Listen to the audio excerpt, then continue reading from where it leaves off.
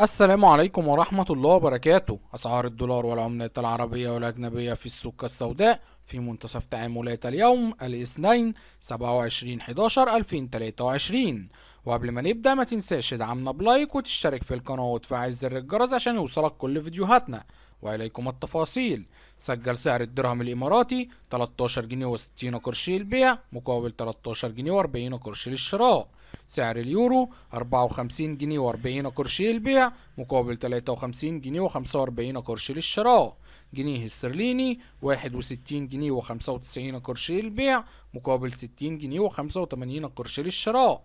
دينار كويتي 163 جنيه و90 قرش للبيع مقابل 161 جنيه و5 قروش للشراء. ريال قطري 13 جنيه و65 قرش للبيع مقابل 13 جنيه و40 قرش للشراء. ريال سعودي 13 جنيه و30 قرش للبيع مقابل 13 جنيه و10 قروش للشراء.